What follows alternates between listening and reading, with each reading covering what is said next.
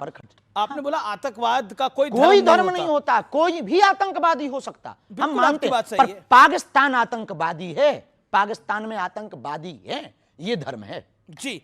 और पहलगाम में तो धर्म पूछ कर गोली मारी गई। पहलगाम क्यों? क्योंकि वो पाकिस्तानी थे, तब तो 9 ठिकाने अपनी सेना ने ठोके। लेकिन मुनीर के बारे में आप कहना क्या चाहते हैं? कुछ भी नहीं, झिकलेट आदमी है। क्या आदमी है? झिकलेट है वो। इसका मतलब भी समझा दीजिए। इसका अर्थ नहीं बता सकते हम, गूगल करो। जिकलेट का अर्थ आपने बता सकते? उसका मतलब ये है, जिकलेट का मतलब ये है कि भाई बिच्छू का मंत्र जानते नहीं है और सांप के बिल में हाथ डाल रहा है जी। लेकिन मुनीर ने जो बात बोली, जब पहलगाम आतंकी हमले से पहले उन्होंने बोला हमारा देश अलग इसलिए हुआ क्योंकि हम में और हिंदुओं में बहुत फर्क है, हमारी पद्धति अलग है, हमारा जीवन अलग है। बिल्कुल। 1947 में आपको अलग एक जगह भी दे दी, पर हमको एक बात से आज भी हमको मन में दुख है। जब 1947 में 47 में धर्म के नाम पर जगह बांट दी, तो देश में ये बच कौन गए? बताइए, धर्म के नाम पर बंटवारा हुआ कि नहीं हुआ? फिर जब धर्म के नाम पर बंटवारा हुआ तो एक बंटवारे में कमी रह गई। क्या कमी रह गई? वो ये रह गई कि फिर बिल्कुल ही यहां से सफाया कर देना चाहिए थे वहां उनके वाले, और हमारे वाले वहां से पूरे ले आने थे यहां।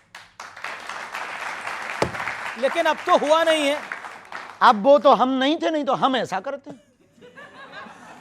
लेकिन ऑपरेशन सिंदूर को लेकर बहुत सारी बयानबाजी हुई, लेकिन अमिताभ बच्चन को तो आप जानते होंगे। नाम सुना है, हमारा परिचय नहीं है उनसे। उनकी धर्मपत्नी है जया बच्चन, उन्होंने बोला ये ऑपरेशन सिंदूर क्या नाम होता है? हम नहीं कह सकते उनकी बात पर, क्योंकि किसी की। पर आपको लगता है ऑपरेशन सिंदूर नाम गलत है? नहीं, उन्होंने देखिए सिंदूर उजाड़ा है तो सिंदूर नाम रख दिया, क्या गलत है? सठे साठ्यम समाचरित, शास्त्र कहता है जैसे को तैसा। ऑपरेशन महादेव बहुत अच्छा।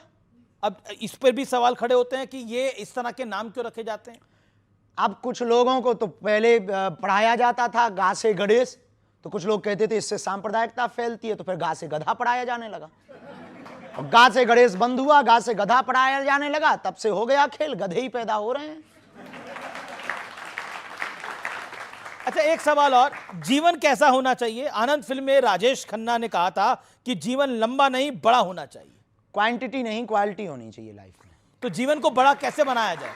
जीवन को बड़ा बनाना, बड़े का हमें पता नहीं है, पर बेहतर बनाने का यही पता है, सजगता रखो, बहुत सावधानी पूर्वक चलो, और बहुत ज्यादा चीजों को आप लोगों के अपने आप की तुलना किसी से मत करो। तुलना करोगे तो आप निश्चित रूप से कुछ गलत करोगे। तुलना मत करो, अपने आप में मस्त रहो, अपने आप में प्रसन्न रहो। जो भगवान जो मिला है वो कम नहीं है, जो नहीं मिला उसका कोई गम नहीं है, जो मिलेगा वो सिर्फ एक ख्वाब है, जो तुमने पाया वही लाजवाब है। वही लाजवाब है। लेकिन आज के जीवन में, आज की लाइफ साइकिल में लोग अपने परिश्रम को तो इम्तिहान मानते हैं, बोलते हैं ये तो एक एग्जाम है हमारा, और दूसरे के दुख को कहते हैं ये इसके कर्मों की सजा है। जब तक दूध अपना अस्तित्व नहीं मिटाता तब तक वो दही नहीं बनता, मिट्टी जब तक अपना अस्तित्व नहीं मिटाती तब तक वो मटका नहीं बनती, वैसे ही इंसान जब तक अपने आप को अपनी सफलता के लिए पुरुषार्थ नहीं करता तब तक उसे सफलता नहीं मिलती है।